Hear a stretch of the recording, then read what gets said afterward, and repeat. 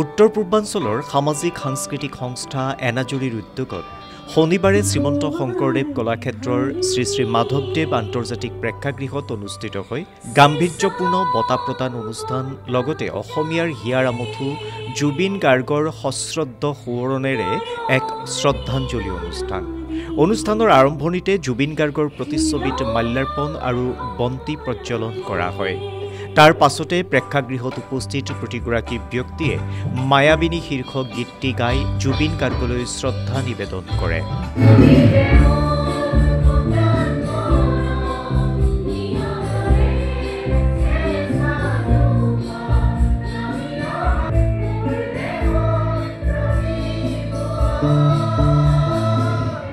অসম সাহিত্য সভাৰ প্ৰাক্তন সভাপতি পদ্মশ্ৰী ডক্টৰ সূৰ্যকান্ত হাজৰিকাদেৱে আনুষ্ঠানিকভাৱে শুভ উদ্বোধন কৰা এই অনুষ্ঠানটিত নিজ কৰ্ম অধ্যাৱসায় আৰু পৰিশ্ৰমেৰে সমাজ জীৱনৰ ভিন্ন ক্ষেত্ৰত অৱদান আগবঢ়োৱা 7 গৰাকী বিশিষ্ট ব্যক্তিলৈ প্ৰদান কৰা হয় সন্মানীয় এনাজৰী বঁটা।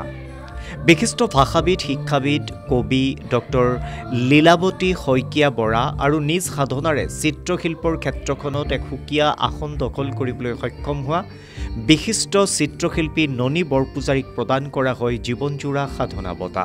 বিশিষ্ট শিক্ষাবিদ, গল্পকাৰ, চিত্ৰশিল্পী ডক্টৰ ভূপেন্দ্ৰ নাৰায়ণ ভট্টাচাৰ্যক ত্ৰৈলোক্যনাথ গোস্বামী সোঁৱৰণী এনাজৰী বঁটা, আন্তৰ্জাতিক খ্যাতিসম্পন্ন চলচ্চিত্ৰ পৰিচালক গৌতম বৰাক ইন্দ্ৰবনীয়া সোঁৱৰণী এনাজৰী বঁটা, বিশিষ্ট লোকসংগীত শিল্পী খগেন গগৈক চাৰু গোহাঁই সোঁৱৰণী এনাজৰী বঁটা, এক ব্যতিক্ৰমী কাব্য চৰ্চাৰে সমাদৃত বিশিষ্ট কবি তথা সুদক্ষ প্ৰশাসনিক বিষয়া নিবেদন দাস পাটোৱাৰীক ডক্টৰ হৰিনাথ শৰ্মা দলৈ সোঁৱৰণী এনাজৰী বঁটা, আমাৰ অসম কাকতৰ কাৰ্যবাহী সম্পাদক গৌতম শৰ্মালৈ শশী শৰ্মা সোঁৱৰণী এনাজৰী বঁটা আৰু মৰিধলঘাট দিহানাম দলক প্ৰণীত বৰুৱা সোঁৱৰণী এনাজৰী বঁটা আনুষ্ঠানিকভাৱে প্ৰদান কৰা হয়।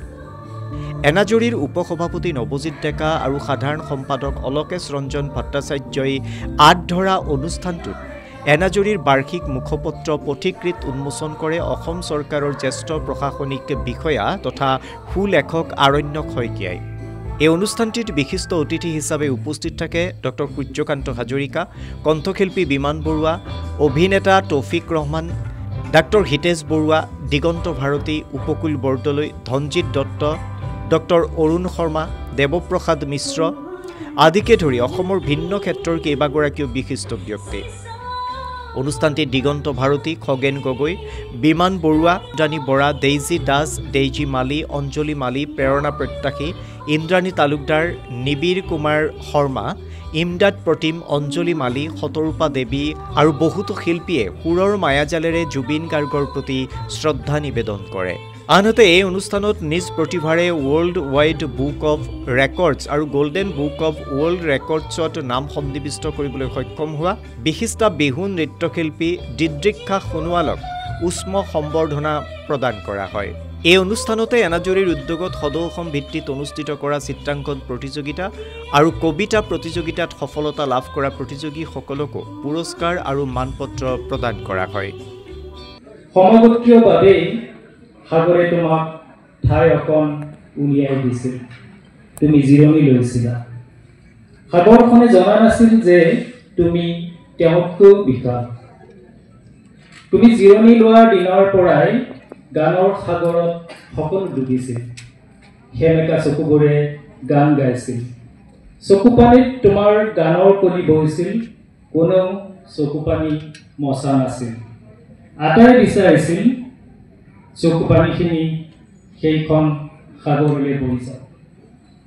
জুবিন গাৰ্গক জীয়াই ৰাখিবলৈ হ'লে আমি জুবিন গাৰ্গৰ দৰ্শন আৰু জুবিন গাৰ্গে কি ক'ব খুজিছিল গানৰ মাজেৰে সেই কথাখিনি জানিব লাগিব, বিশেষকৈ নৱপ্ৰজন্মই। নহ'লে কালৰ গতিত কেৱল গায়ক হৈ থাকি যাব জুবিন গাৰ্গ।